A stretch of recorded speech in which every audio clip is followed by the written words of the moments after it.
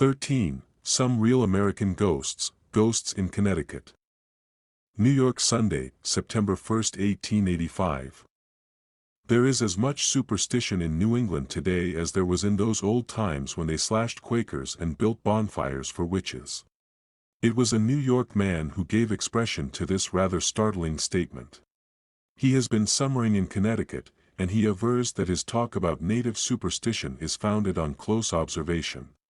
Perhaps it is. Anyhow, he regaled the Times' correspondent with some entertaining incidents which he claims established the truth of his somewhat astonishing theories. Old Stratford, the whitewashed town between this place and Bridgeport, made famous by mysterious rappings many years ago, and more recently celebrated as the scene of poor Rose Clark Ambler's strange murder, is much concerned over a house which the almost universal verdict pronounces haunted. The family of Elihu Osborne lives in this house, and ghosts have been clambering through it lately in a wonderfully promiscuous fashion. 2 or 3 families were compelled to vacate the premises before the Osbornes, proud and skeptical, took possession of them. Now the Osbornes are hunting for a new home. Children of the family have been awakened at midnight by visitors which persisted in shaking them out of bed. Mrs. Osborne has been confronted with ghostly spectacles, and through the halls and vacant rooms strange footsteps are frequently heard when all the family are trying to sleep, sounds loud enough to arouse every member of the household. Then the manifestations sometimes change to moanings and groanings sufficiently vehement and pitiful to distract all who hear them. Once upon a time, perhaps a dozen years ago, Jonathan Riggs lived in this house, and as the local gossips assert, Riggs caused the death of his wife by his brutal conduct and then swallowed poison to end his own life. The anniversary of the murderous month in the Riggs family has arrived, and the manifestations are so frequent and so lively that the like has never been seen before, as is affirmed by a veteran Stratford citizen. There is no shadow of doubt in Stratford that the spirits of the Riggses are spryly cavorting around their former abode. Over at the Thimble Islands, off Stony Creek, is an acre or 2 of soil piled high on a lot of rocks. The natives call it Frisbee Island. Not more than 100 yards offshore it contains a big bleak-looking house which was built about 20 years ago to serve as a summer hotel when Connecticut capitalists were deep in schemes to tempt New Yorkers to this part of the Sound shore to spend their summers. New Yorkers declined to be tempted, and the old house is rapidly approaching decay. It has recently assumed a peculiar interest for the residents of Stony Creek. Midnight lights have suddenly appeared in all its windows at frequent intervals, fitfully flashing up and down like the blaze in the Long Island lighthouses. Ghosts. This is the universal verdict. Nobody disputes it. Once or twice a hardy crew of local sailors have volunteered to go out and investigate the mystery, but when the time for the test has arrived, there somehow have always been reasons for postponing the excursion.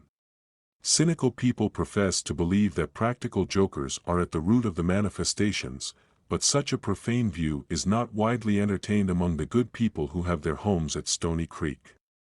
Over near Middletown is a farmer named Edgar G. Stokes, a gentleman who is said to have graduated with honor in a New England college more than a quarter of a century ago. He enjoys, perhaps, the most notable bit of superstition to be found anywhere in this country, in or out of Connecticut. He owns the farm on which he lives, and it is valuable, not quite so valuable though as it once was, for Mr. Stokes's eccentric disposition has somewhat changed the usual tactics that farmers pursue when they own fertile acres. The average man clears his soil of stones. Mr. Stokes has been piling rocks all over his land.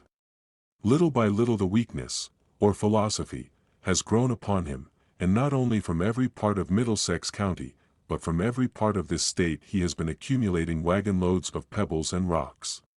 He seeks for no peculiar stone either in shape, color, or quality. If they are stones, that is sufficient.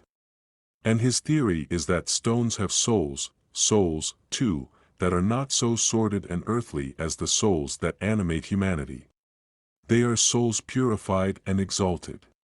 In the rocks are the spirits of the greatest men who have lived in past ages, developed by some divinity until they have become worthy of their new abode.